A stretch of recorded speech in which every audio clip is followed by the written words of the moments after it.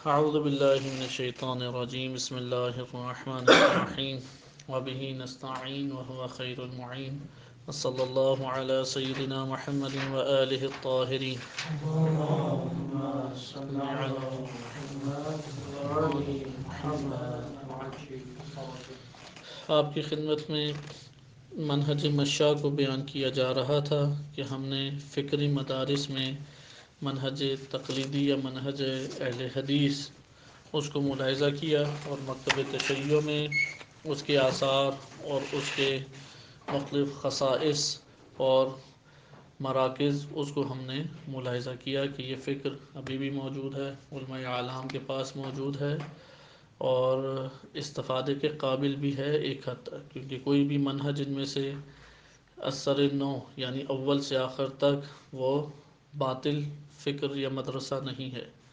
ہر مدرسہ اپنے مقام پر ایک استفادے کے قابل ہے، لیکن ہم صرف ایک کے اوپر مقید ہو کے نہیں رہ سکتے.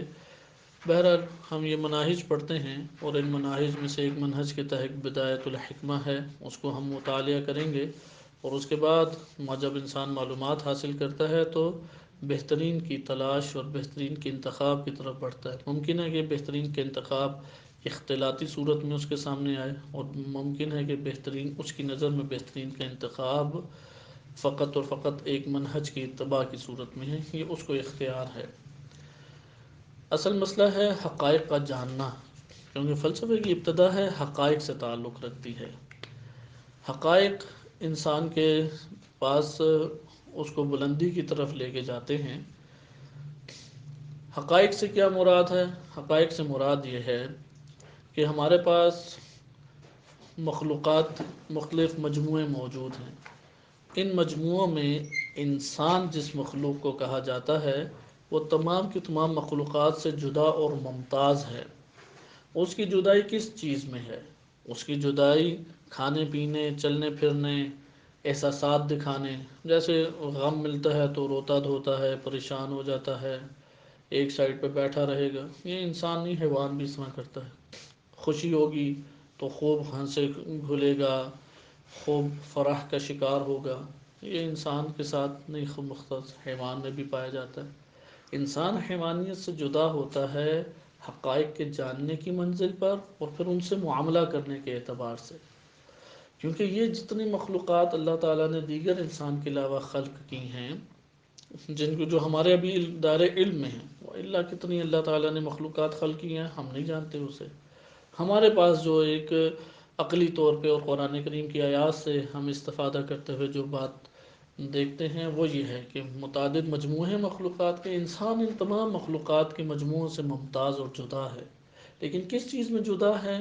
دو چیزوں میں جدا ہے. سب سے پہلی جدائی جس چیز میں ہے وہ ہے جاننا. جاننا ہے، یہ ساری چیزیں کمال ہی. مثلا ایسا نہیں ہے پتھر کمال کی طرف نہیں جا رہا، چونٹی کمال کی طرف نہیں جا رہی، نہیں، سب کائنات اپنے طور پہ ایک کمال کی طرف بڑھ رہی ہیں. لیکن انسان جدا ہو جاتا ہے کمالات کی دنیا میں. انسان جسے اللہ تعالیٰ نے خلق کیا ہے وہ جدا ہو جاتا ہے، کیونکہ اس کی امتیاز جو ہے جسم میں نہیں ہے، اس کا امتیاز ہے روح میں. روح انسانی جدا ہے باقیوں سے، کیونکہ حقیقت وہ آگے ہمارے سامنے آشکار ہوتی ہے. اور اس سے اب فلسفہ بحث کرتا ہے. انشاءاللہ ابھی مشاء کے بحث میں آئے گا کہ انسان کیسے ان ابحاث میں داخل ہوا.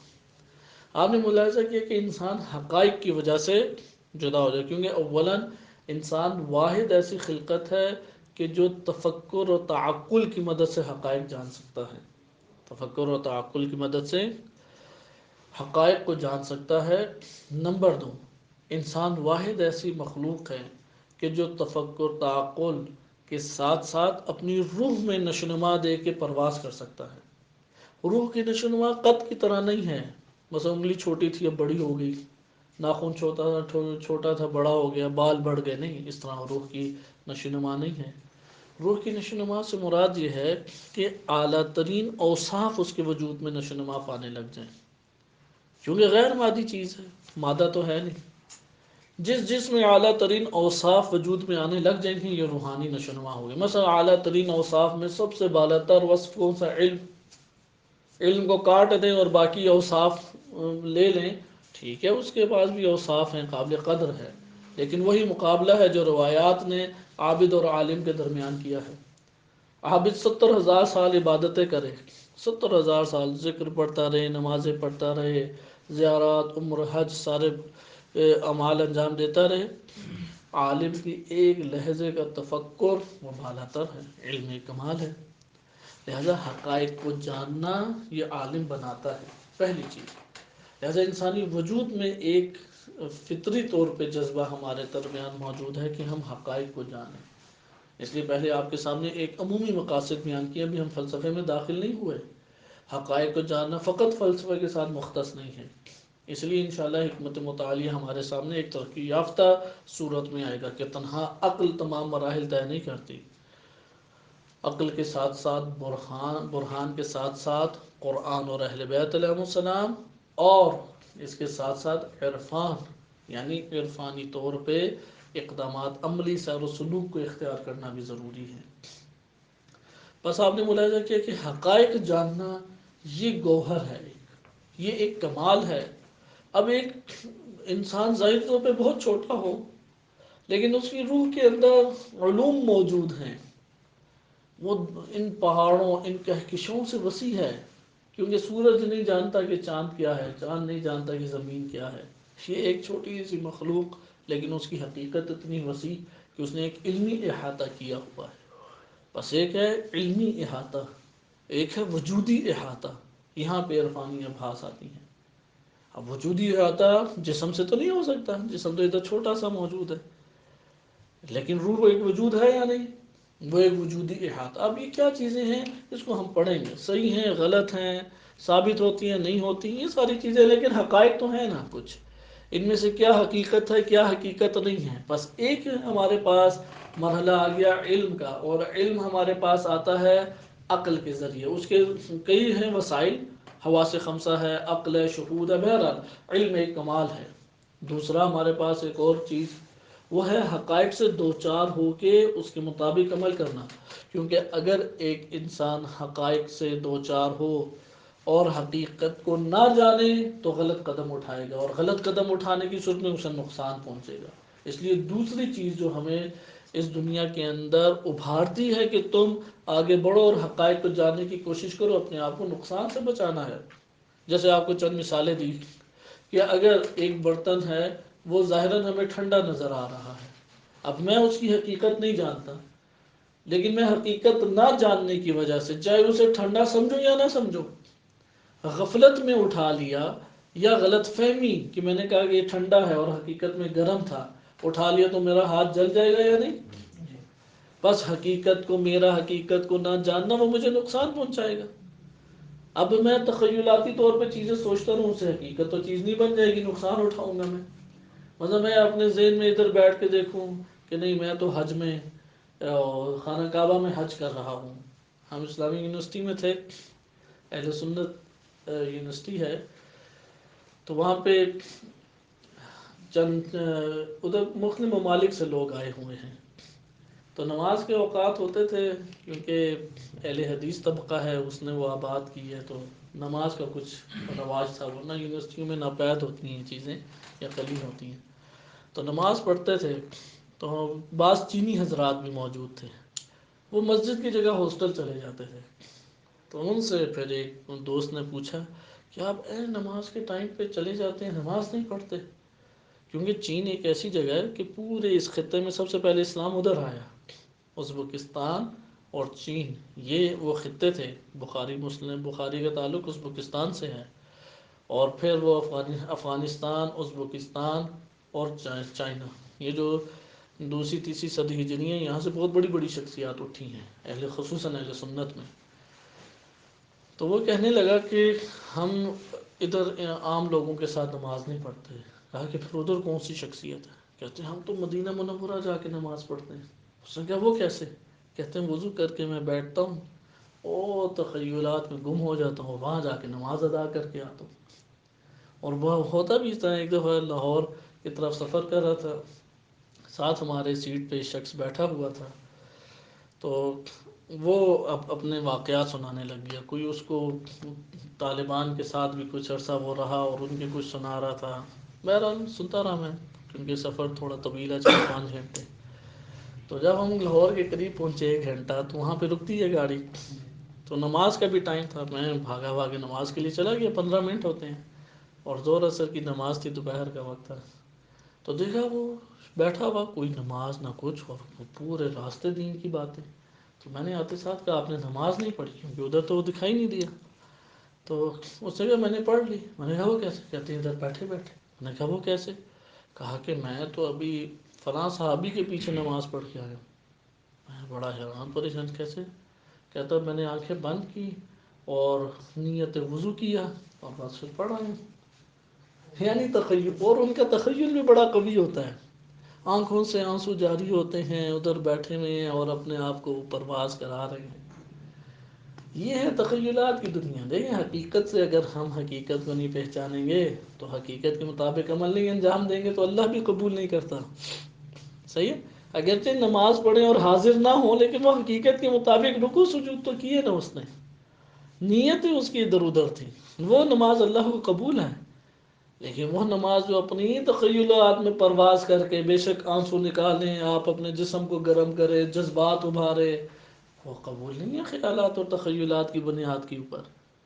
یہاں سے ابتدائے فلسفہ ہوتا ہے۔ اسی طریقے سے ابھی غرب میں دیکھیں کیا آفت آئی ہوئی ہے، اللہ کا انکار کیا۔ آپ ایک تصور کریں انکار خدا سے، انسان کا پورا وجود ہل کے رہ جاتا ہے۔ وہ اس قدر مضطرب معاشرہ، اس قدر مضطرب معاشرہ کہ ہمارے ہاں جنگوں اور دہشت گردیوں سے اتنے بندے نہیں مرتے جتنے ادھر خودکشی سے مرتے ہیں، کیونکہ مضطرب معاشرہ۔ ایک عظیم حقیقت کا جب انکار آپ نے کیا تو یہ انکار کرنے سے ضرر تو پہنچے گا وجود کو۔ لہذا اس کائنات کی سب سے بڑی حقیقت کیا ہے؟ سب سے بڑی حقیقت اللہ سبحانہ و تعالی ہے۔ لا محالہ جب آپ حقیقت کو جاننے کے لیے سفر کریں گے اور آگے بڑھیں گے، پہلی شے جو آپ کے لیے آشکار ہوگی وہ وجود باری تعالی ہے۔ اب یہ کس کے لیے وجود باری تعالی؟ وہ خود تو مخفی نہیں ہے، کیونکہ حقیقت کبھی مخفی نہیں ہوتی، انسان کی آنکھیں کمزور ہوتی ہیں، انسان اندر سے اندھا ہوتا ہے، اس لیے حقیقت کو نہیں پہچان پا رہا۔ بس کائنات میں حقائق ہیں، حقائق کیسے جانے جائیں؟ کیا تقلید کرنے سے حقائق جانے جاتے ہیں؟ حقائق تقلید کرنے سے نہیں جاتے۔ ٹھیک ہے وہ بغیر کسی شے کی مراحل طے کر رہا ہے، ایک حقائق جاننے کا طریقہ کار ہے عقل سے دور دور رہ کے بس جانے، ٹھیک ہے یہ کچھ قابل قبول ہے بات۔ ایک طریقہ کار ہے حقائق کو جاننے کا کہ چھو کے جا کے جائیں، چھوئیں ہم۔ اب چھوئیں گے کیسے؟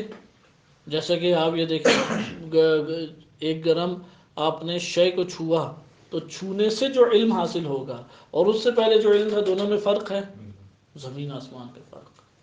بالکل اسی طریقے سے کہ ایک مرتبہ آپ کو بھوک لگی ہے، کیونکہ ہم سب میں بھوک موجود ہے اشیاء کو جاننے کی، ہمیں موٹی موٹی باتیں بتا کے اس کو تھوڑا سا اس کیفیت کو کم کیا جاتا ہے، لیکن ایک مرتبہ آپ غذا کو کھاتے ہیں، اس سے جو بھوک مٹتی ہے وہ آپ کو صرف عقلی طور پہ باتیں بتانے سے مٹے گی۔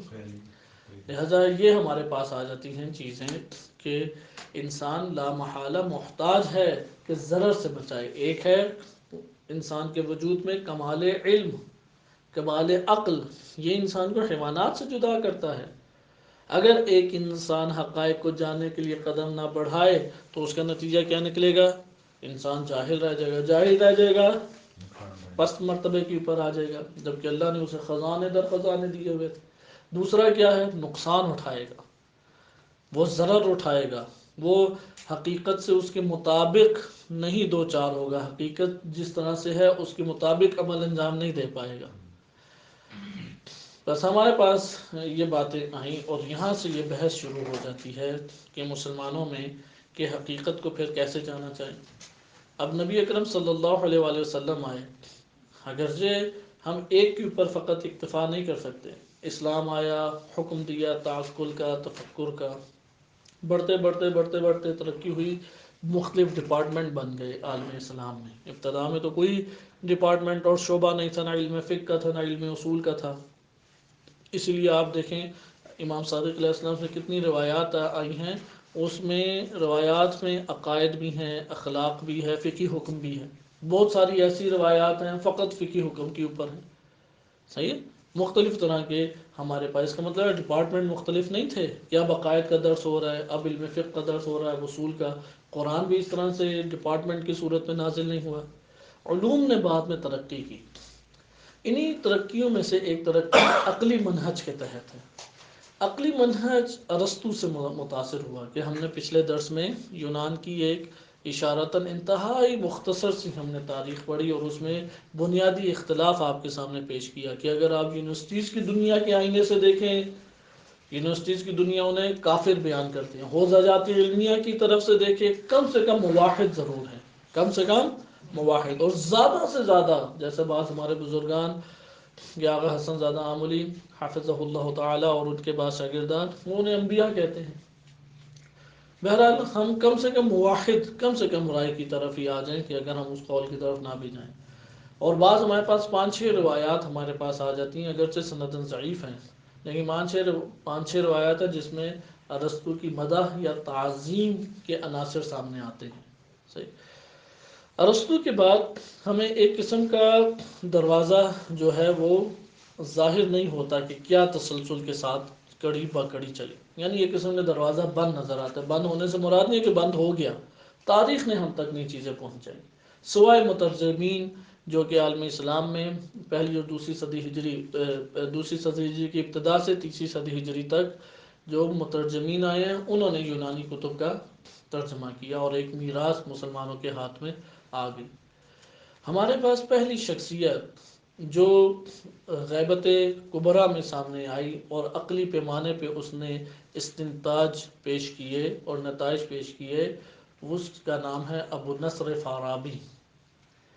ارسطو کو مشاء کے اس میں فلسفے میں، کیونکہ 3 فلسفے ہمارے سامنے تھے، مشاء ہے، اشراق ہے اور حکمت مطالعہ.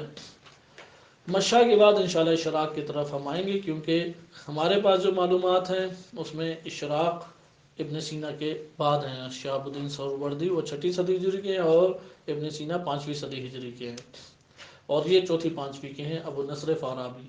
ارسطو کو یا ارسطاطالیس ان کو کہا جاتا ہے معلم اول. معلم اول یہ لقب اسے ملا. اور ابو نصر فارابی کو کہا گیا معلم ثانی.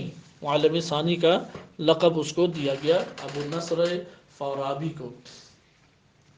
ابو نصر فارابی نے منطق کے اوپر، فلسفے کے اوپر متعدد کتب لکھی، اور آج کے دور میں علماء جو مشاء کو پڑھتے ہیں وہ علماء خصوصاً حکمت مطالعہ سے تعلق رکھنے والے وہ ابن فارابی کو دقیق تر کہتے ہیں، ابن سینا سے دقیق تر کہتے ہیں. انشاءاللہ ابھی ابن سینا کی بات آئے گی، کیونکہ فارابی کے اندر عرفانی ذوق اپنی جگہ پر موجود تھا، اور اس نے جن چیزوں پہ قلم اٹھایا انتہائی محکم اور مضبوط قلم اٹھایا. لہٰذا منطق پہ بھی اس کی ہے.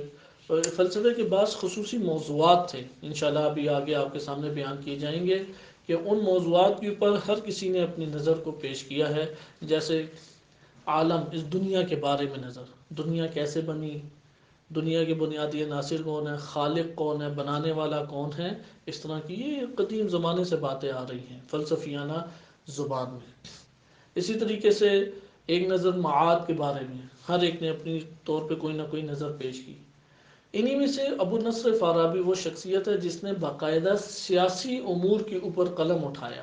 مدینہ فاضلہ اس کے اوپر انہوں نے قلم اٹھایا. سیاست کے امور کیسے اس کو ادارہ کیا جائے، کتاب السیاسہ باقاعدہ ان کی کتاب کے نام سے بھی معروف ہے، اور اس کے اوپر انہوں نے نظریات لکھے. کیونکہ جو اغریقی ہمارے پاس یعنی یونانی فلاسفہ ہیں، انہوں نے ان موضوعات کے اوپر قلم اٹھایا ہے. مثلا افلاطون کی بھی کتاب السیاسہ موجود ہے، ارسطو کی بھی کتاب السیاسہ موجود ہے، حتیٰ کہ اردو ترجمہ ہو چکی ہے، اور یہ BA کے اور MA کے کورس میں بھی سیاسیات کے پڑھائی جاتی ہیں ان کے نظریات. اسی طرح سے فارابی نے بھی اس کے اوپر قلم اٹھایا. اس طرح سے جامع تر فلسفہ آپ کے سامنے آیا. دیکھیں، ایک طرف منطق ہے، اس کو کہہ سکتے ہیں ستون، بنیادیں، یہ ہے مبانی. اس کے بعد ہمارے پاس بحث آ گئی انفرادی طور پہ انسان، اس کے بارے میں نظریات ہیں. پھر کون کائنات، اس کے بارے میں نظریہ آتا ہے، کائنات کا انسان سے ربط، اس کے بارے میں نظریہ آتا ہے۔ فارابی کے فلسفے میں آپ کو یہ ساری چیزیں نظر آئیں گی، کیونکہ حقیقت انہی چیزوں کے اندر ہے۔ حقیقت، انسان یا اپنی حقیقت جاننا چاہتا ہے، یا اپنی حقیقت سے باہر کائنات کے حقائق جاننا چاہتا ہے، یا ان دونوں کے درمیان جو ربط ہے اس کی حقیقت جاننا چاہتا ہے، یا یہ حقیقت جاننا چاہتا ہے کہاں سے آیا، کس نے بنایا، یہ حقیقت جاننا چاہتا ہے کہاں پہ جائے گا، کیسے جائے گا، کیا ہے ادھر، یہ حقیقت جاننا چاہتا ابھی ہے جہاں پر وہ کیسی ہے، کیا کرنا ہے۔ تو یہ سارے کے سارے فلسفے میں مباحث بکھرے ہوئے، البتہ فلسفی اصطلاحات کے ایک غلاف ہے، اس کے اندر یہ لپٹے ہوئے ہیں۔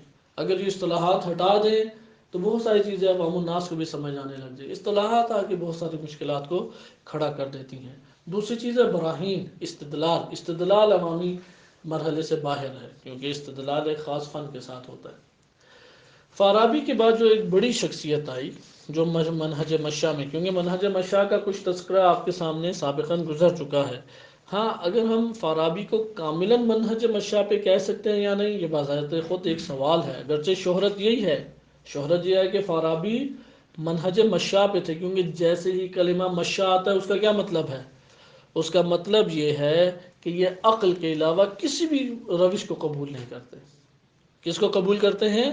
فقط عقلی استدلال، یعنی منطق میں آپ جو برہان پڑھتے ہیں، صنعت خمس کی بحث میں برہان پڑھتے ہیں جس میں مادہ بدیہیات یا یہ یقینیات میں سے ہوتا ہے، اور قیاس کی شکل اول یا دوم بنتی ہے، اور اس کے نتیجے میں جو ہمارے سامنے نتائج آئیں گے یہ برہانی نتائج ہوں گے۔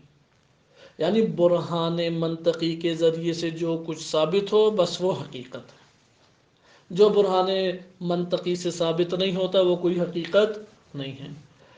اب ایک عارف ہے، وہ ایک مکاشفہ کرتا ہے، اس سے پوچھتا ہے، اب یہ مشائی کیا پوچھے گا کہ یہ بتاؤ کہ تم نے اس کو دیکھا اور اس کی دلیل کیا ہے؟ وہ کہے گا دلیل مجھے کیا پتہ دلیل کیا ہے، پتہ کسی نے بہترین ذائقے والا کھانا کھایا ہو، وہ آ کے پوچھے تم بتاؤ کہ یہ بنا کیسے ہے، وہ کہ مجھے کیا پتہ کیا بنا ہے، میں نے تو کھایا، اس کا تو ٹیسٹ ایسے تھا، اس میں یہ چیزیں تھیں، وہ تھیں، فلان تھیں، اس کے یہ آثار ہیں۔ وہ کہے گا نہیں میں نہیں مانتا تم نے کھایا، میں تب مانوں گا جب بتاؤ کہ بنا کیسے ہے۔ تو یہ ایک مشائی رنگ ہے۔ مشاء کیوں انہیں کہا گیا؟ ترتیب سے ہم چلتے ہیں۔ مشاء کہنے کی دو وجوہات ہیں جو ہمارے پاس کتابوں میں وارد ہوئی ہیں۔ ایک یہ ہے کہ افلاطون عزت اور احترام کی بنیاد پہ جب اکیڈمی اس نے قائم کی افلاطون نے، تو عزت اور احترام کی بنیاد پہ، علم اور تعلیم کی عزت اور احترام کی بنیاد پہ کھڑے ہو کے چلتے ہوئے درس دیتا تھا، بیٹھ کے نہیں۔ جیسے ہمارے بزرگ اساتذہ ہیں حوزہ علمیہ میں، وہ ٹیک لگا کے درس نہیں دیتے، کیونکہ اللہ سبحانہ و تعالیٰ کے سامنے تواضع ہے۔ سورہ یوسف میں ارشاد باری تعالیٰ ہوتا ہے وَفَوْقَ كُلِّ ذِي عِلْمٍ عَلِيمٌ، ہر علم والے سے اوپر وہ علیم قادر ذات موجود ہے۔ انسان تو تھوڑے سے ایک ذرے کو حاصل کر کے کیا بننا چاہتا ہے؟ عالم۔ لہذا تواضع، اللہ سبحانہ تعالیٰ کے سامنے تواضع کی وجہ سے وہ پیچھے وہ ٹیک بادشاہوں کی طرح ٹیک لگا کے درس نہیں دیتے۔ افلاطون میں بھی میں نے جیسے پہلے بیان کیا کہ جہاں وہ مالی طور پہ مضبوط تھا، جسمانی طور پہ قوی تھا اور جرت مند تھا، وہاں عرفانی ذوق کا بھی مالک تھا۔ اسی لیے انشاءاللہ جب ہم فلسفہ اشراق پڑھیں گے تو وہاں پہ قول ہے کہ فلسفہ اشراق کا بانی افلاطون ہے۔ البتہ یہ ثابت نہیں ہے ہمارے پاس، ایک اندازہ گیری ہے، اور شہرت پا گئی اندازہ گیری افلاطون، کیونکہ عرفانی ذوق وہ رکھتا تھا اور عقلانیت کو اس نے ساتھ امتزاج دیا اس کا۔ ارسطو خالص عقلی طور پہ اس کو کہا گیا، اور آپ کی خدمت میں بیان کیا کہ ایک غریب گھرانے سے تعلق رکھتا تھا لیکن بہت ذہین تھا۔ افلاطون نے اس کے اندر ذہانت کے آثار دیکھ کے فوراً اپنے پاس اس کو لے آیا، اس کی تربیت کی، اور ایک طویل عرصہ ارسطو نے افلاطون کے پاس گزارا، علم حاصل کیا، لیکن منہج افلاطونی سے تھوڑا اختلاف کیا۔ افلاطون چلتے پھرتے ہوئے درس دیا کرتا تھا احترام کی وجہ سے، ارسطو نے ان چیزوں کو ضرور حاصل کیا۔ یہ کائنات اس وقت کی جو دنیا ہے نا، بڑی قلیل دنیا تھی، دنیا زیادہ تر مبہم تھی، آج بھی مبہم ہے، آج نہیں پتہ غاروں کے اندر کیا ہو رہا ہے، بعض غار ہم نے دریافت کر لی، سمندر کی تہ باتہ ہے نیچے کیا ہے نہیں پتہ، زمین کی دو تہوں کے بعد کیا ہے نہیں پتہ۔ تو آج بھی ہے مبہم، لیکن اس دور میں بہت مبہم تھی، آج پھر بھی بہت بڑے پیمانے پہ ظاہر اس کا آشکار ہوا ہے۔ اس دور میں ہمارے پاس قرآن نے باقاعدہ واقعات باز نقل کیے ہیں، جیسے جناب ذوالقرنین۔ جناب ذوالقرنین ایک عظیم شخصیت ہے، پوری دنیا کی ان کے پاس بادشاہت آئی۔ ایک تخمینہ یہ لگایا جاتا ہے کہ ذوالقرنین اور اسکندر اعظم جسے کہتے ہیں، ایک ہی شخصیت ہے۔ کوئی ہمارے پاس ٹھوس ثبوت نہیں ہے بہت زیادہ، لیکن ایک بڑا احتمال ہے۔ کیوں؟ کیونکہ اسکندر اعظم اور ارسطو کا بڑا گہرا تعلق ہے۔ اسکندر اعظم اس نے بھی دنیا کو فتح کیا، اور ذوالقرنین کا تذکرہ قرآن نے کیا۔ یہ جو ہمارے پاس ہے نا چین کا ایریا، چین اور منگولیا، ادھر ہوتے تھے یاجوج ماجوج۔ نہیں پتہ ابھی مستقبل میں اگر ہم ان روایتوں میں مان لیں دوبارہ آئیں گے یاجوج ماجوج، تو یہ قوم ابھی اٹھے گی، کیونکہ ادھر سے استعمار ابھی آیا نہیں۔ کیونکہ آدھی دنیا تو 3-4 ممالک میں ہی ہے نا آبادی کے اعتبار سے، انڈیا، چائنا اور بنگلہ دیش، پاکستان میں لائیں تو یہ پوری آدھی دنیا کی آبادی ہے۔ تو یہ ان کو یاجوج ماجوج کہتے تھے۔ ذوالقرنین ادھر گئے، ادھر بھی تھے اور یہاں پہ یورپ کی طرف بھی تھے، اور فلسطین سے تو ایک گہرا تعلق ہے۔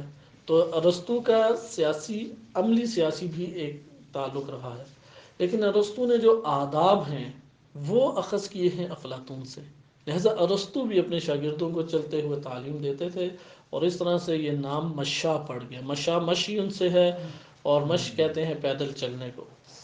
دوسرا ایک احتمال ہے جو شہید مطہری رحمۃ اللہ علیہ کی کتابوں میں بھی مذکور ہے، کہ وہ احتمال یہ ہے کہ انہیں اس لیے مشا کہا گیا، فلسفہ مشا کو، کیونکہ یہ کسی بھی حقیقت کو استدلال کے بغیر قبول نہیں کرتے، اور استدلال ہوتا ہے مرحلہ بہ مرحلہ۔ مثلا استدلال میں پہلے آپ مواد لائیں گے، یقینیات۔ جب آپ یقینی مواد لے آئے تو پھر قیاس میں رکھیں گے۔ جب آپ قیاس، جیسے نہیں بڑی رقم اوپر چھوٹی رقم نیچے رکھی جاتی ہے اور پھر مائنس کرتے ہیں، یا آپ تقسیم کرتے ہیں تو ایک رقم باہر ہے اور ایک ڈبے کے اندر ہے اور پھر تقسیم کرتے ہیں، قیاس بھی اسی طرح ہے۔ مواد موجود ہے، مواد کی مثال عادات کسی ہے، پھر ایک خاص شکل میں رکھتے ہیں، جیسے بڑی رقم اوپر چھوٹی رقم نیچے، یا چھوٹی رقم اوپر بڑی رقم نیچے، اور پھر ایک نیچے نتیجہ رزلٹ ملتا ہے میتھمیٹکس میں۔ یہ بالکل اسی طرح سے منطق ہے کہ وہ مواد کو، ایک خاص قضیہ ہے اس کو اوپر، پھر اس کے بعد دوسرے کو نیچے، پھر نیچے ہمیں ایک نتیجہ مل جاتا ہے۔ پھر جب نتیجہ ملتا ہے اس کو کہتے ہیں یہ حقیقت واقع کے مطابق ہے۔ اب یہ چونکہ سٹیپ بائی سٹیپ چل رہے ہیں، تو ان کے اس چلنے کی وجہ سے، مرحلہ بہ مرحلہ وجہ چلنے کی وجہ سے، انہیں کیا نام دے دیا گیا؟ مشا۔ منہج مشا کی چند خصوصیات ہیں۔ اس کی اگر بنیادی ہم خصوصیات دیکھنا چاہیں تو ہم کہہ سکتے ہیں کہ ہمارے پاس 3 سے 4 خصوصیات ہیں، اور اصل پہلی خصوصیت ہے جو اسے تمام منہجوں سے جدا کر دیتی ہے۔ منہج تقلیدی، منہج عرفانی، منہج اشراقی اور منہج حکمت مطالعہ، ان سب سے، حتیٰ کہ منہج کلامی، ان سب سے جدا کر دیتی ہے۔ اور وہ کیا ہے؟ مبادئ عقلیہ کی اوپر اکتفا کرتے ہوئے استدلال عقلی سے حقائق کو سمجھنا۔ مبادئ عقلیہ اور استدلال عقلیہ سے حقائق کو سمجھنا۔ جن باتوں کے اوپر یا جن حقائق کے اوپر عقلی استدلال قائم نہ کیا جا سکے، ان کی نظر میں وہ حقیقت نہیں ہے، ان کی نظر میں وہ شے حقیقت نہیں ہے۔ پس آپ نے دیکھا کہ استدلال عقلی منہج مشا میں کس قدر قیمت رکھتا ہے۔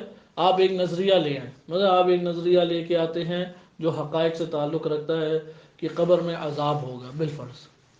اب یہ ایک حقیقت ہے، مشا والوں سے پوچھیں، وہ کہیں گے استدلال عقلی۔ آپ کہیں گے میں نے خود ایک روایت میں پڑھا ہے، وہ کہیں گے روایت ممکن ہے ضعیف ہو، استدلال عقلی، اگر استدلال عقلی نہیں ہے قبول نہیں کریں گے، واضح بات۔ لہذا ان کا ٹوٹل دار مدار کس کے اوپر ہے؟ عقلی۔ اگرچہ بعض ان کے فلاسفہ، ان کی زندگیاں مختلف رہی ہیں، منہج اور اس منہج پہ چلنے والے افراد، ان دونوں کو ایک تناظر میں نہیں دیکھنا۔ مثلا ابن سینا آخری عمر میں عرفانیات کی طرف مائل ہو گئے، اب اس کا یہ مطلب نہیں ہے منہج مشا میں عرفانیات پائی جاتی ہیں، یا فارابی ہیں ان کی سطور میں عرفانیات سیر و سلوک نظر آتا ہے، اس کا یہ مطلب نہیں ہے منہج مشا میں عرفانیات پائی جاتی ہیں، نہیں۔ اس لیے منہج کو اور شخصیات کو تھوڑا جدا کرنا پڑے گا۔ منہج سے مراد ہے کہ اس نہج کے اوپر حقائق کو سمجھے، فقط عقلی استدلال، اللہ سبحانہ و تعالیٰ کی ذات ہے، اس عقلی استدلال، اگر عقلی استدلال سے ثابت ہو گیا قبول، نہیں ہوا قبول نہیں، قیامت عقلی استدلال سے ثابت ہوگی قبول، نہیں تو قبول نہیں۔ اس طرح سے وہ منہج مشاء میں چلا جاتا، اگرچہ بڑی ایک جرت والی بات ہے، اور معاشروں میں یقیناً اس سے مسائل پیدا ہوتے ہیں کیونکہ دینی معاشرہ ہے، وہاں پہ قرآن اور اہل بیت یا حدیث نبوی سے چیزیں آئی ہیں، اور اس کا جب اس طرح سے موازنہ ایک مشائی کرتا ہے تو وہاں پہ تقدس کی بات آتی ہے اور وہاں پہ جذبات کی بات آ جاتی ہے، لیکن منہج مشاء یہی ہے کہ عقلی استدلال اور مبادی عقلیہ ان کے ذریعے سے حقائق کو ثابت کرنا، اگر ثابت ہو جاتے ہیں یہ حقیقت ہے، اگر ثابت نہیں ہوتے وہ کہیں گے حقیقت نہیں ہے، حکم لگائیں گے۔ ٹھیک، ارسطو سے جو ہمیں ملا ہے وہ بہت محکم طور پہ یا ترقی یافتہ صورت میں نہیں تھا، فارابی آیا اس نے بہت عروج پہ پہنچایا، لیکن ابھی بھی گنجائش باقی تھی۔ آپ نے پہلے ایک خصوصیات پڑھی، پہلے ہم خصائص کامل کر لیں پھر شخصیات کی طرف آتے ہیں۔ پہلی خصوصیت آپ نے کیا پڑھی؟ مبادی و استدلال عقلیہ کے ذریعے سے حقائق کو جاننا، اسے ہم اپنی زبان میں کیا کہتے ہیں؟ کام منہج عقلی محض، محض کہتے ہیں خالص کو، خالص عقلی منہج، خالص عقلی روش۔ دوسری خصوصیت یہ ہے کہ انہوں نے موضوع الہیات کا بہت بڑے پیمانے پہ اہتمام کیا۔ صحیح ہے، الہیات یعنی اللہ سبحانہ و تعالیٰ اور اس کی صفات اور ذات باری تعالیٰ سے مربوط چیزوں کا بڑے پیمانے پہ اہتمام کیا اور عقلی دلائل پیش کیے۔ مثلا اللہ تعالیٰ کے ایک ہونے پہ، اللہ سبحانہ و تعالیٰ کے ہونے پہ، پھر ایک ہونے پہ، پھر اس کی صفات کے ثبوت کے اوپر بے شمار عقلی دلائل ہمارے پاس موجود ہیں، لیکن محکم ترین عقلی دلائل ہمیں مشاء میں، منہج مشاء میں دکھائی دیتے ہیں کیونکہ وہ عقلی محض ہیں۔ بالکل آپ کو اس کی ایک جھلک منہج تقلیدی میں بھی دکھائی جائیں کہ ہمارے پاس جو حدیث کی بڑی بڑی کتابیں پہنچی ہیں وہ کن کی وجہ سے پہنچی ہیں؟ کیونکہ ان کے اپنے مثبت نتائج بہت بڑے پیمانے پہ ہیں، چھوٹے پیمانے پہ نتائج نہیں، اگرچہ منہج تقلیدی ہم اس پہ کئی اعتراضات کریں لیکن ان کے چند چیزیں ہیں جس کے اثرات آج بھی ہمارے پاس موجود ہیں۔ ہمارے پاس ایک دو کتابیں ہٹا کے علم حدیث کے موضوع پہ، جو حدیث کے اوپر موجود کتابیں احادیث پر، وہ جتنی بھی جمع کی ہیں وہ تقریباً سارے کے سارے وہ منہج تقلیدی پہ چلنے والے ہیں۔ مثلا شیخ صدوق رحمۃ اللہ علیہ من لا یضر الفقیہ ہے، شیخ محمد بن یعقوب کلینی رحمۃ اللہ علیہ، ان کا منہج بہت واضح نہیں ہے لیکن ایسا احساس ہوتا ہے کہ منہج تقلیدی سے زیادہ متاثر تھے، کاملا نہیں کہہ سکتے اس پہ چلتے تھے، متاثر تھے۔ شیخ طوسی واحد ہیں جو جدا ہیں، منہج عقلی کو قبول کرتے تھے، شیخ مفید رحمۃ اللہ علیہ کے شاگرد تھے لیکن حدیث پہ کتابیں ہیں۔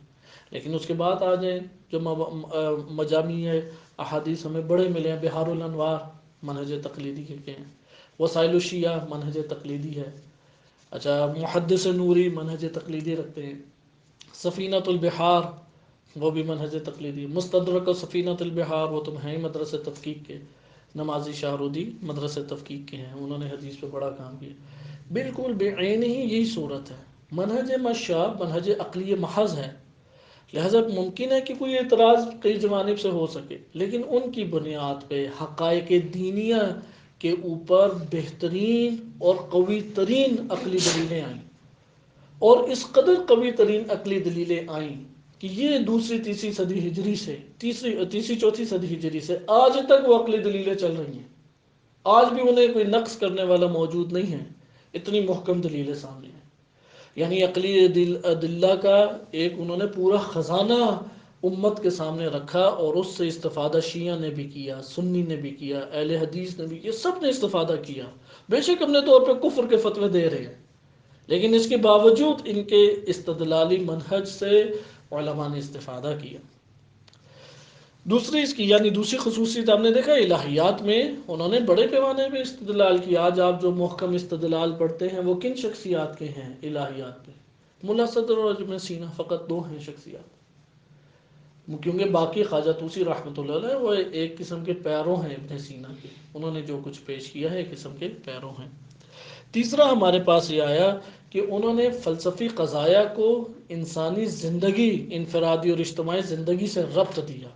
یہ فلسفہ مشا کی خصوصیت ہے کہ انہوں نے، تیسرا ہمارے پاس کیا پوائنٹ آیا کہ انہوں نے انسانی زندگی چاہے انفرادی ہو یا اجتماعی ہو اس کو فلسفی قضایا سے ارتباط اس کو قائم کیا۔ نمبر 4، انہوں نے عمل کے اعتبار سے شریعت کو حجت قرار دیا۔ انہوں نے کہا تمہاری عقل کچھ بھی کہتی ہے لیکن تم شریعت کے پابند ہو۔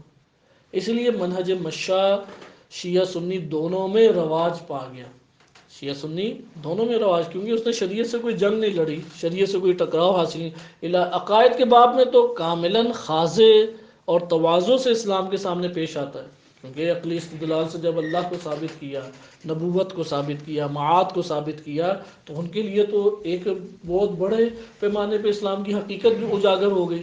جب اتنے بڑے پیمانے پہ اسلام کی حقیقت اجاگر ہو گئی تو عقائد کے بیان میں انہی کی عقلی استدلال کو بقیہ نے قبول کیا۔ نمبر 2، شریعت سے کوئی ٹکراؤ نہیں ہوا، اس لیے شریعت کی وہ تابع داری کی کوشش کرتے اور شریعت کو قبول کرتے، اس کی مدح و ستائش کی، اس لیے یہ عالم اسلام میں مقبول ہو گیا۔ لہذا ابھی بھی جتنا متاثر شیعہ اور سنی دونوں عقائدی مذہب جتنا متاثر منہج مشا سے ہیں، کسی اور منہج سے اتنا متاثر نہیں ہے۔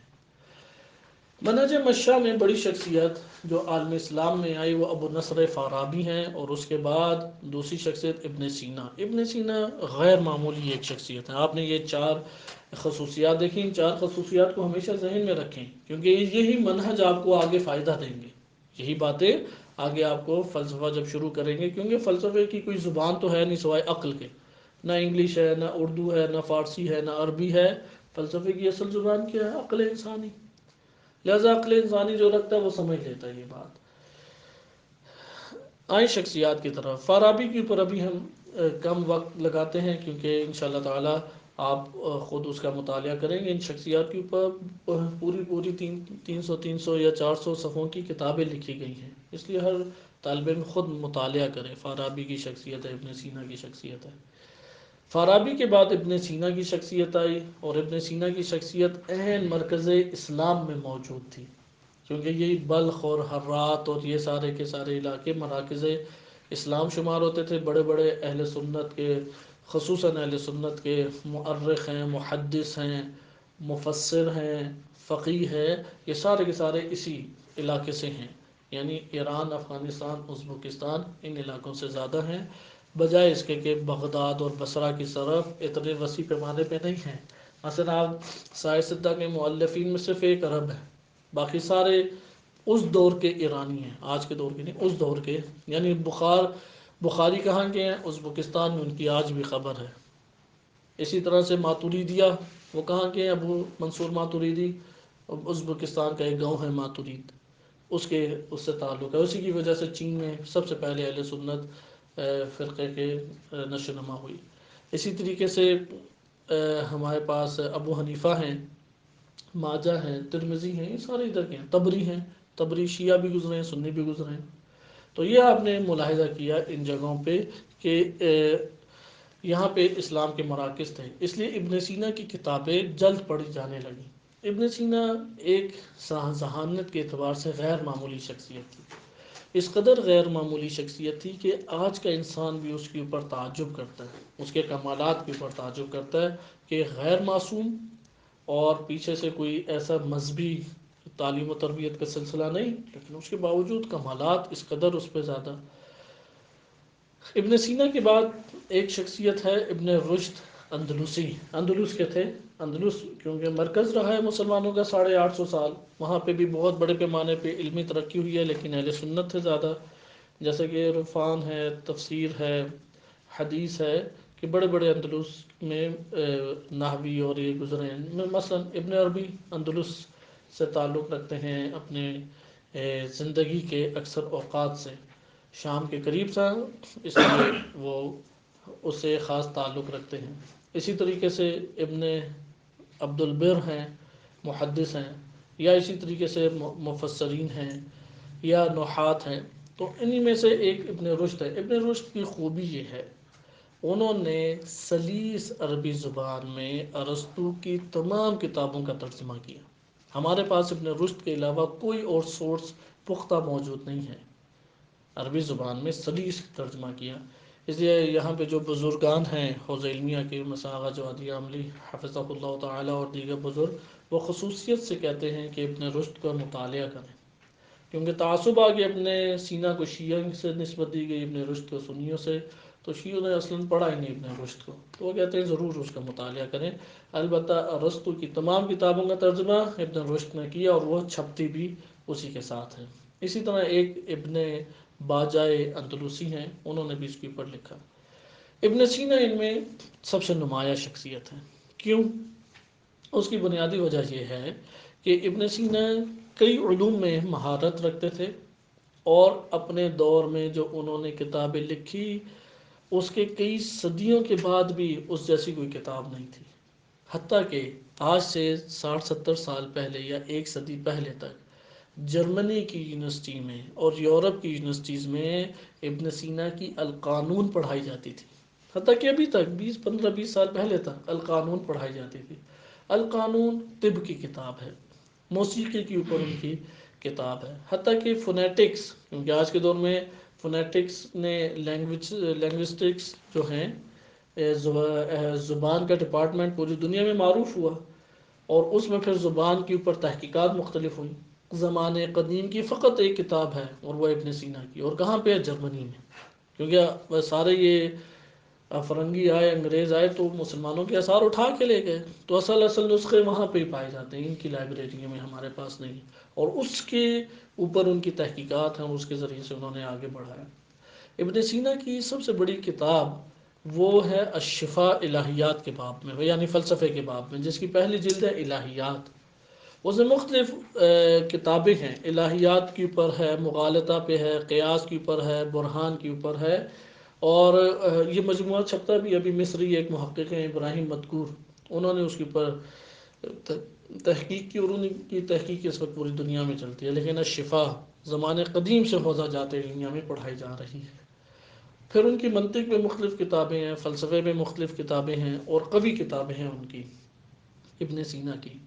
ابن سینا کی شخصیت کا غیر معمولی اہتمام کیا گیا، خصوصاً انقلاب اسلامی کے بعد اس کے اوپر بہت زیادہ کام ہوا، بہت زیادہ۔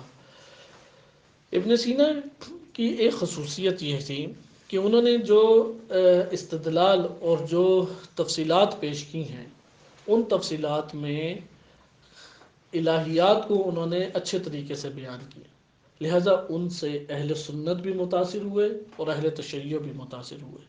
شیخ مفید رحمۃ اللہ علیہ کے ذریعے سے علم کلام میں منطق داخل ہوئی، اور ابن سینا کے بعد خواجہ طوسی رحمۃ اللہ علیہ کے ذریعے سے کلام شیعی میں، خصوصاً کلام شیعی میں فلسفہ داخل ہو گیا۔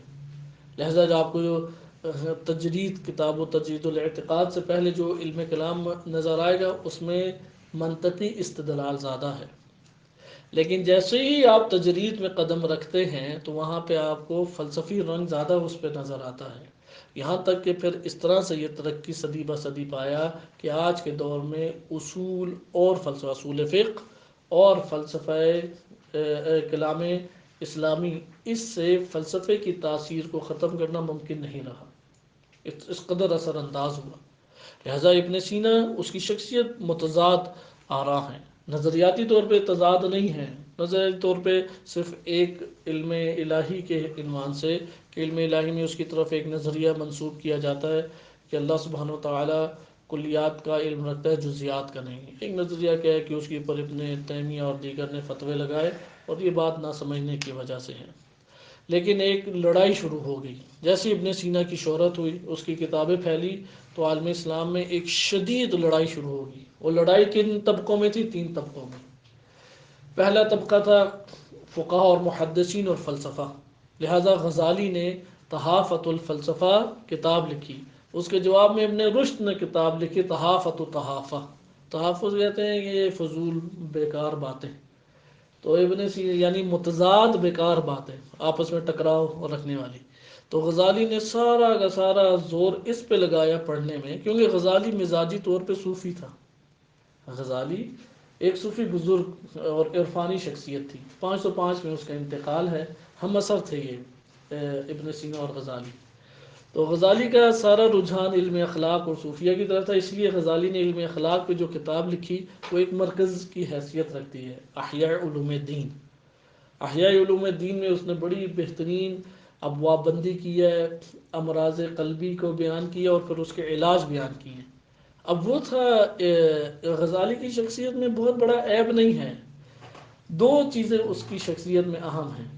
ایک ہے غزالی کی شخصیت میں کہ اس نے فلسفے سے خام خواہ ایک زور آزمائی کی، کیونکہ پیچھے سے صوفیہ کے طرز ایک موجود ہے، لیکن ادھر صوفیہ سے فلاسفہ سے اس نے زور آزمائی کی۔ اور نمبر دو، یزید کی حمایت، یزید کی حمایت کی وجہ سے عوام الناس خصوصاً عالم تشیع میں اس کی شخصیت کو برے طریقے سے رگڑا گیا۔ کسی نے اس کے سوال پوچھا کہ یزید کے بارے میں لعن طعن کرنا جائز ہے یا نہیں، تو اس نے کہا کہ لعن طعن کسی صورت نہیں کرنی چاہیے، یہ وہ فلاں۔ ابھی بھی اس کی کتاب جو چھپتی ہے معیار العلم یا اس طرح سے ہے، القسطاس المستقیم، ان کتابوں میں سے کسی ایک کتاب میں اس کے سوال جواب ابھی بھی موجود ہیں۔ دوسرا اس کا یہ فلسفے سے زور آزمائی تھی، لہٰذا فلسفے سے زور آزمائی کرتے ہوئے تحافۃ الفلسفہ لکھی کہ مطالعہ فلسفہ کا کیا، اب خود نہیں سمجھ آئی بات چیزیں، کیونکہ نگاہ ہی تنقیدی نگاہ سے جب آپ نے کرنا ہے تو آپ نے سمجھنی تو اس کی بات ہے نہیں، ظاہر کو تضاد دیکھنا اور وہاں پہ اکٹھا کر کے رکھ دینا ہے۔ تو تناقضات کو جمع کرنے کی کوشش کی اور اس تحافظ کو ثابت کیا اور کتاب چھاپی۔ کتاب چھاپی تو پھر ابن رشد اندلوسی نے اس کا جواب تحافۃ و تحافہ کی صورت میں دیا۔ لیکن یہاں سے ایک شدید ٹکراؤ آ گیا۔ اب اس دور کی ایک بڑی شخصیت ابو بکر باقلانی ہے اشاعرہ میں، اسی طرح ہماری طرف شخصیات ہیں، شیخ طوسی ہیں اور دیگر بزرگان ہیں۔ ان بزرگان کی وجہ سے نہیں متاثر، ابن سینا کے بہت گہرے اثرات نہیں آئے، شدید مخالفت اس کی ہوئی۔ لیکن بعد میں خواجہ طوسی رحمۃ اللہ علیہ شیعوں میں اور اہل سنت میں ایک بڑی شخصیت آئی، فخر الدین رازی۔ فخر الدین رازی ایک عجوبہ شخصیت، یعنی ماہر اور باکمال شخصیت تھی، کہ اگرچہ اس میں تضادات بہت زیادہ ہیں، یعنی اشتباہات اس کی وجہ سے بہت ہوئے، لیکن اس کے کئی علوم کے اوپر دسترس تھی۔ اہل سنت میں دو تین شخصیات ہیں جو کئی علوم کے اوپر اچھی دسترس رکھتے ہیں، جیسے سیوطی ہیں، اسی طرح فخر رازی ہیں، یا غزالی نے منطق کو قبول کیا ہے، ساری کی ساری منطق کی اصطلاحات اپنے ہی الفاظ میں تبدیل کر دی۔ اس لیے اس کی جو کتاب ہے المستصفیٰ فی الاصول، اصول فقہ پہ ایک جامع اور بہترین کتاب ہے، اس کے مقدمے میں آپ دیکھیں گے کہ منطق کے تصور تصدیق کی بجائے دیگر نام اس نے رکھ دیے، صرف نام چینج کیے، باتیں ساری قبول کی۔ فخر رازی آئے تو اس کی وجہ سے فخر رازی نے شرح اشارات و تنبیہات ابن سینا کی کتاب ہے اس کی شرح کی، اور عقلی استدلال عقائد میں ابن سینا کے فلسفے سے متاثر ہو کے ڈالے۔ خواجہ طوسی رحمۃ اللہ علیہ انہوں نے تو بلند بانگ طریقے سے ابن سینا کو تعریف کی اور اس کو آگے پھیلایا۔ بس اس طرح سے ہمارے پاس ابتدا میں شدید جھگڑا آیا، بعد میں یہ جو دو پر اثر شخصیات آئی ہیں وہ جھگڑا کچھ بیٹھ گیا، اور اثرات ابن سینا کے شدت کے ساتھ دینی دنیا میں داخل ہو گئے۔ اور پھر جب منطق داخل ہوئی، اور ابن سینا منطق کے باب میں سب سے آگے ہیں، کیونکہ انہی کی کتابوں میں اصل تفصیل موجود ہے منطق کی، تو وہاں پہ علم نحو بھی متاثر ہوا کہ کلمے کی حصر عقلی کے تحت تقسیم اسم فعل حرف کی گئی، ادھر اصول فقہ بھی اس میں داخل ہوا، اصل یہ ہے، اور اصل کی بنیاد پہ مثلا مبنی اور معرب، فعل میں اصل کیا ہے؟ مبنی ہونا، اچھا اس میں اصل کیا ہے؟ معرب۔ یہ اصل اور فرق کہاں سے آیا؟ اصول فقہ سے، قیاس کی بحث سے اہل سنت کے آیا۔ آپ نے کہا علوم کیسے متاثر ہونا شروع ہوئے۔ اسی طریقے سے خواجہ طوسی رحمۃ اللہ علیہ آئے تو فلسفے میں ایک مبانی قائم کیے جاتے ہیں امور عامہ کے نام سے، یہ ابھی تک اسی طرح سے چل رہا ہے۔ ان امور عامہ کی بنیاد پہ امور خاصہ جنہیں الہیات کہا جاتا ہے اسے سمجھا جاتا ہے، لہٰذا ابن سینا کے بعد امور عامہ مقدمہ قرار پا گیا علم کلام کا۔ یہ اہمیت کا حامل نقطہ ہے، اسے توجہ سے درک کریں۔ امور عامہ وہ کس کا مقدمہ قرار پا گیا؟ عقائد کا۔ عقائد نہیں پڑھے جا سکتے اب امور عامہ ہے۔ امور عامہ میں کیا ہے؟ یہ وجود کی بحث ہے، یعنی وجود ہے، ماہیت کی اقسام ہے، واجب الوجود، ممکن الوجود، ممتنع الوجود، ممکن الوجود کے خواص ہیں، جوہر ہے، عرض ہے، جوہر کی پھر قسمیں ہیں 5، اعراض 9 ہیں، اس کی تفصیلات ہے، یہ امور عامہ ہے۔ اب جو امور عامہ پڑھے بغیر ڈائریکٹ عقائد میں داخل ہو وہ کلامی زبان نہیں سمجھ سکتا۔ لہذا خواجہ طوسی رحمۃ اللہ علیہ نے جو تجدید الاعتقاد بنائی اس کا پہلا حصہ کس کی پر مشتمل ہے؟ امور عامہ پہ۔ حوزہ جات علمیہ میں ابھی امور عامہ نہیں پڑھائے جاتے کیونکہ بدایت الحکمہ اس کی جگہ پڑھائی جاتی ہے۔ بدایت الحکمہ کس کو کور کرتی ہے حقیقت میں؟ امور عامہ کو، یعنی جو بدایت الحکمہ صحیح طرح سے پڑھ لے وہ تجدید الاعتقاد کے امور عامہ کو سمجھ سکتا ہے۔ امور عامہ کے بعد امور خاصہ ہیں، اس میں کلامی اور فلسفی، کیونکہ منہج الگ ہے، نتائج الگ، بعض اوقات نتائج تو نہیں لیکن زبان اور اسلوب اور روش الگ ہے، اس سے ثبوت سامنے آتے ہیں۔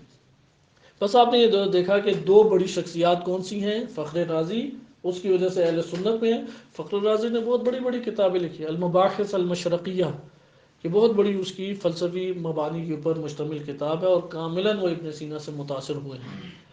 اسی طریقے سے شرح الاشارات و تنبیہات ہے، اس کے اوپر بہت سارے اس کی اشتباہات ہیں، اور وہ پھر اس کی شرح اشارات تنبیہات کو دیکھ کے خواجہ طوسی نے شرح الاشارات و تنبیہات لکھی۔ پھر ایک کتاب ہے جس میں المحصل کے نام پہ، تو اس کی پھر نقد لکھی خواجہ طوسی رحمۃ اللہ علیہ نے۔ یہاں سے کچھ شیعہ سنی مسئلہ بھی بعد میں کھڑا ہو گیا، اس لیے اب غزالی کی جو کتاب تھی علم اخلاق میں احیاء علوم قرآن، احیاء علوم دین، ملا محسن فیض کاشانی آئے، اب اخلاق میں بہترین مطالب ادھر موجود ہیں۔ شیعہ سنی تعصب کی بنیاد پہ انہوں نے اس پوری کتاب کو شیعہ رنگ پہنایا، اور حدیثیں ساری اہل سنت سے آئی ہوئی حدیثیں ان کو ہٹا کے اہل بیت علیہ السلام کی حدیثیں لکھی، اور باقی مطالب اسی طرح رہنے دیے، اور اس کا نام المحجۃ البیضاء رکھا۔ تو ہم نے دیکھا ایک طرف تعصب کا بھی ہے۔ بہرحال فلسفے کا ایک طرف سے جھگڑا فقہاء اور محدثین سے ہو گیا، اور دوسری طرف سے جھگڑا ہو گیا صوفیہ سے، جیسا کہ غزالی صوفی ایک شخصیت شمار ہوتے ہیں، اس لیے ان کا جھگڑا صوفیہ کی جانب سے ہے، اور دوسرا محدثین اور فقہاء کی طرف سے کفر کے فتوے ابن سینا کے اوپر۔ یہ ہمارے پاس 4ویں 5ویں صدی میں منہج مشاء ہے، لیکن منہج مشاء اس میں کامیاب ہو گیا کہ ہمارے علم کلام، علم اصول، علم نحو اور علم اخلاق ان میں سختی سے داخل ہو جائے۔ اس لیے لا محالہ، کیونکہ اب وہ سرائیت کر گیا اور سارے مطالب اس زبان میں پیش استدلال ہونے لگے، مطالب میں استدلال کی نوعیت کو سمجھنے کے لیے لا محالہ ابن سینا کو پڑھا جانے لگا، اور شیعہ سنی دونوں دنیا میں آج ابن سینا کی شخصیت کا اس حوالے سے بہت زیادہ اہتمام کیا جاتا ہے۔ لہذا حوزہ علمیہ میں ان کی جو کتاب رائج ہے وہ کتاب شرح الاشارات و تنبیہات ہے، اور دوسری کتاب ہے الشفاء۔ الشفاء کاملاً نہیں پڑھائی جاتی، اس کے بعد اس سے علم نفس کے اوپر ہے، برہان کے اوپر ہے، اور الہیات کے اوپر ہے، یہ حصے اس میں پڑھائے جاتے ہیں۔ یہ ہمارا منہج مشاء آج ختم ہوا، انشاءاللہ تعالی ہم اگلے درس میں منہج اشراق اور حکمت مطالعہ کو دیکھیں گے۔ وصلی اللہ علی سیدنا محمد وآلہ الطاہرین۔ اللهم صل على محمد وآل محمد